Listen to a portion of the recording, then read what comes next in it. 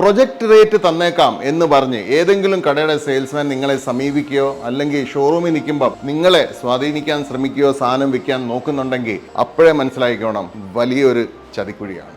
Project റേറ്റിന് ഈ സാധനം ഞങ്ങൾ സപ്ലൈ ചെയ്യാം, അല്ലെങ്കിൽ നിങ്ങൾക്ക് ഈ സാധനം പ്രൊജക്ട് റേറ്റിന് ഞങ്ങൾ തരാം എന്ന് ബിൽഡേഴ്സ് എപ്പോഴും കേൾക്കുന്ന ഒരു വാക്കാണ്. കാരണം ബിൽഡേഴ്സ് എപ്പോഴും പ്രൊജക്ട് റേറ്റിലാണ് വർക്ക് ചെയ്യുന്നത്. ആർക്കിടെക്ട്സ്, കോൺട്രാക്ടേഴ്സ് ഇവരും ഇടക്കാലത്ത് കേൾക്കാൻ തുടങ്ങി. പക്ഷേ ഇപ്പം വന്ന് എല്ലാ വീട്ടുകാർക്ക് പോലും സെയിൽസ്മാൻ പിച്ച് ചെയ്യുന്ന ഒരു സ്ഥിരം പല്ലവിയാണ് ഈ സാധനം പ്രൊജക്ട് റേറ്റിന് തന്നേക്കാം. പക്ഷേ ഈ പ്രൊജക്ട് റേറ്റ് എന്തുവാണ് എന്ന് ശരിക്കും പറഞ്ഞ ഒരു വ്യക്തത അതിനകത്ത് ഇതുവരെ ആർക്കും വന്നിട്ടില്ല. ഈ പ്രൊജക്ട് റേറ്റ് എന്നുള്ള ഈ വാക്ക് ഇനിയും ഇതിന്റെ ആവശ്യം കൂടി വരത്തേ ഉള്ളൂ സെയിൽസ്മാൻമാരുടെ ഇടയിൽ. അതിന്റെ റീസൺ വേറെ ഒന്നുമല്ല, കടകൾ ആവശ്യത്തിൽ കൂടുതലുണ്ട്. മെറ്റീരിയൽസിന്റെ ഒരു ഓവർ സപ്ലൈയിലാണ് ഇപ്പം കേരള നാട് നിൽക്കുന്നത്. അതുകൊണ്ട് ഇത് വളരെ ക്യാപ്റ്റീവായിട്ടുള്ള ഒരു ഫ്രേസ് ആണ് പ്രൊജക്ട് റേറ്റ് എന്ന് വെച്ചാൽ ഇതിനപ്പുറത്തോട്ട് ഒരു റേറ്റും ഇല്ല, ഇതിന് താഴെ ഒരു റേറ്റും ഇല്ല, ഇതിനെക്കാട്ടിലും നല്ല ഒരു ഡീലും കിട്ടാനില്ല. പക്ഷേ നമുക്ക് ആദ്യം പ്രൊജക്ട് റേറ്റ് എന്തുവാന്ന് മനസ്സിലാക്കാം, അതിന്റെ കണ്ടീഷൻസ് എന്തുവാന്ന് മനസ്സിലാക്കാം, ആരിൽ നിന്നത് മേടിക്കണം, ആരെ ശ്രദ്ധിക്കണം എന്നൊക്കെ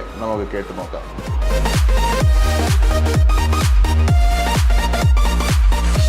പ്രൊജക്ട് റേറ്റ് ഇനിഷ്യലി കമ്പനി സെയിൽസ്മാൻമാർ ബിൽഡേഴ്സിന്റെ അടുത്ത്, അതായത് ആർടെക്, ഹീര ഇതുപോലത്തെ ബിൽഡേഴ്സിന്റെ അടുത്ത് പോകുമ്പോഴായിരുന്നു ഈ വാക്ക് അവർ ഉപയോഗിച്ചുകൊണ്ടിരുന്നത്. അതായത് മെറ്റീരിയൽ പ്രൊജക്ട് റേറ്റിന് തരാം. ഈ പ്രൊജക്ട് റേറ്റ് ബേസിക്കലി അവിടെ നിന്നാണ് സ്റ്റാർട്ട് ആവുന്നത്. അന്ന് ഈ വേർഡിന് ഇത്രയും മീനിങ് ഇല്ലായിരുന്നു. പ്രൊജക്ട്സ് ആണ്, അതുകൊണ്ട് അവിടെ പോകുന്ന മെറ്റീരിയൽസ്, ബൾക്കി പോകുന്ന മെറ്റീരിയൽസ്, ഫോർ എക്സാമ്പിൾ ഹീരയുടെ അല്ലെങ്കിൽ ആർടെക്കിന്റെ ഒക്കെ 2008 ഞങ്ങൾ കൊടുത്തോണ്ടിരുന്ന സമയത്ത് ഒരു ബിൽഡിങ്ങിൽ തന്നെ ഒരു കുറഞ്ഞ 20-25 കണ്ടെയ്നർ സാധനം പോകും. ഒരു കണ്ടെയ്നർ അത് ശരാശരി 15,000 സ്ക്വയർ ഫീറ്റ് ആണ്. അപ്പം അതിന് ഡെഫിനറ്റ്ലി കമ്പനീസ് ഇത്രയും വലിയ ഡീൽ കിട്ടാൻ വേണ്ടിയിട്ട് ഒരുപാട് കുറഞ്ഞ റേറ്റിന് മെറ്റീരിയൽ സപ്ലൈ ചെയ്യും. പക്ഷേ ഈ കുറഞ്ഞ റേറ്റിന് മെറ്റീരിയൽ സപ്ലൈ ചെയ്യുന്നതിന് ഒരു സ്പെഷ്യൽ പേര് അവർക്ക് ആവശ്യം വന്നു. ആ പേരായിരുന്നു പ്രൊജക്ട് റേറ്റ്.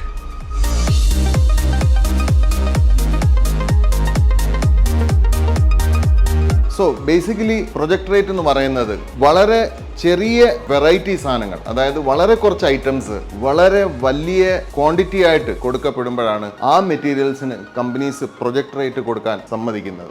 അപ്പോൾ വലിയ ബിൽഡിങ്സിന്റെ കേസിൽ നമുക്കറിയാം, 100ഓളം അപ്പാർട്ട്മെന്റ്സ് ഒരു ബിൽഡിങ്ങിനകത്ത് എല്ലാത്തിനകത്തും ഒരേ ടൈലായിരിക്കും. ഇപ്പം സാഹചര്യം കുറച്ചുകൂടെ മാറിയിട്ടുണ്ട്. പക്ഷെ പണ്ട് അങ്ങനെ ആയിരുന്നു. എല്ലാ ബാത്റൂംസും ഒരേ ടൈലായിരിക്കും, റൂംസും എല്ലാം ഒരേ ടൈലായിരിക്കും.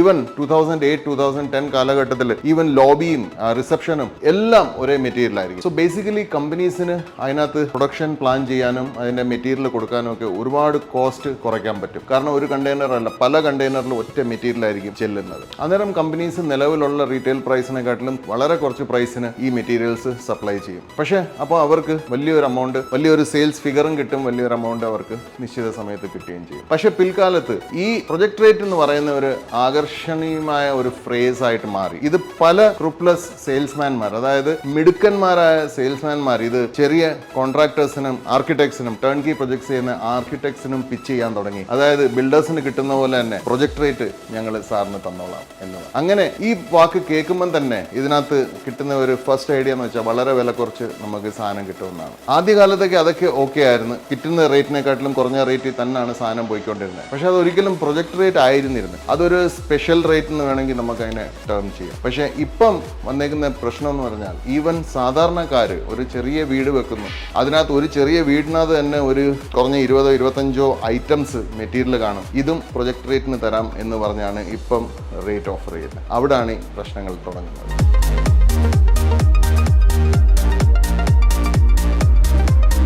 ശരിക്കും പ്രൊജക്ട് റേറ്റ് എന്ന് പറയുന്ന ഈ വാക്ക് കമ്പനി എക്സിക്യൂട്ടീവ്സ് മാത്രമേ ഉപയോഗിക്കാവുള്ളൂ. കാരണം അവർ ഈ വാക്ക് ഉപയോഗിക്കുമ്പോഴാണ് ഇതിനകത്ത് ഒരു ശരിക്കുള്ള പ്രൊജക്ട് റേറ്റ് കിട്ടുന്നത്. അതായത് മാർക്കറ്റിൽ നിലവിലുള്ള റേറ്റിനെക്കാട്ടിലും കുറഞ്ഞ വിലയ്ക്ക് സാധനങ്ങൾ കിട്ടുന്നത്, ബ്രാൻഡഡ് സാധനം ദാറ്റ് ഈസ്. പക്ഷേ ഇപ്പം ഏതെങ്കിലും ഒരു സ്ഥാപനത്തിൽ ഉള്ള വർക്ക് ചെയ്യുന്ന ഒരു സെയിൽസ്മാൻ, ഒരു സ്ഥാപനത്തിന്റെ സെയിൽസ്മാൻ ശരിക്കും ഈ വാക്ക് ഉപയോഗിക്കാനേ പാടില്ല. കാരണം പ്രൊജക്ട് റേറ്റ് എപ്പോഴും കമ്പനിയെ നേരിട്ട് കസ്റ്റമേഴ്സിന് കൊടുക്കുന്ന റേറ്റ് ആണ്. ഇപ്പൊ ഇടയ്ക്ക് ഒരു ഡീലർ ഉണ്ടെങ്കിൽ ഡീലറിന്റെ സെയിൽസ്മാന് ഒരിക്കലും ആ റേറ്റ് ആക്സസ് ആവത്തില്ല. അവർക്ക് യാതൊരു കാരണവശാലും അങ്ങനെ പ്രൊജക്ട് റേറ്റ്, യഥാർത്ഥമായ പ്രൊജക്ട് റേറ്റ് കൊടുക്കാനും പറ്റുന്നില്ല. പക്ഷെ അത് മാത്രമല്ല, അവർ ആ വാക്ക് അവിടെ ഉപയോഗിക്കുന്നുണ്ടെങ്കിൽ, അവർ ആ റേറ്റ് തരുന്നില്ലെങ്കിൽ അത് സ്ട്രേറ്റ് അവേ ചതിയാണ്.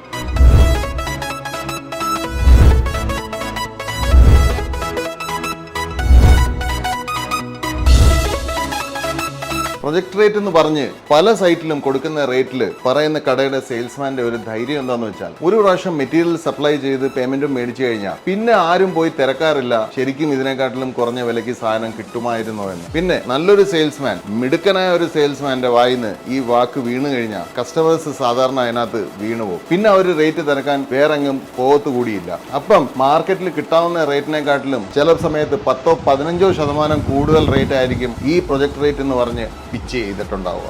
അതുകൊണ്ട് പ്രൊജക്ട് റേറ്റിനകത്ത് എപ്പോഴെങ്കിലും നിങ്ങളുടെ അടുത്ത് ഒരു സെയിൽസ്മാൻ, ഒരു showroom salesman project rate offer ചെയ്യുവാണെങ്കിൽ ആ കമ്പനിയുടെ ഏരിയ മാനേജർ അല്ലെങ്കിൽ റീജിയണൽ മാനേജറുമായിട്ടും ബന്ധപ്പെട്ട് അവരുടെ നമ്പർ മേടിച്ച് അവരോടുകൂടി ഒന്ന് സംസാരിക്കണം. ഈ കിട്ടിയ റേറ്റ് പ്രൊജക്ട് റേറ്റ് ആണോ? അങ്ങനെ അവർ സ്ഥിരീകരിക്കുന്നുണ്ടെങ്കിൽ ഡെഫിനറ്റ്ലി അത് പ്രൊജക്ട് റേറ്റ് ആണ്. അതർവൈസ് വേറൊരു കടയിൽ പോയി തിരക്കിയാൽ തന്നെ അറിയാൻ പറ്റും അത് പ്രൊജക്ട് റേറ്റ് ഒന്നും അല്ലായിരുന്നു, ജസ്റ്റ് ഒരു സെയിൽസ് ഗിമ്മിക് ആയിരുന്നു എന്നുള്ളത്. ഇതേപോലത്തെ ഇനിയും ഇൻട്രസ്റ്റിംഗ് വീഡിയോസ്, തോട്ട് പ്രൊവോക്കിംഗ് വീഡിയോസിന് വേണ്ടിയിട്ട് സബ്സ്ക്രൈബ് ചെയ്യുക.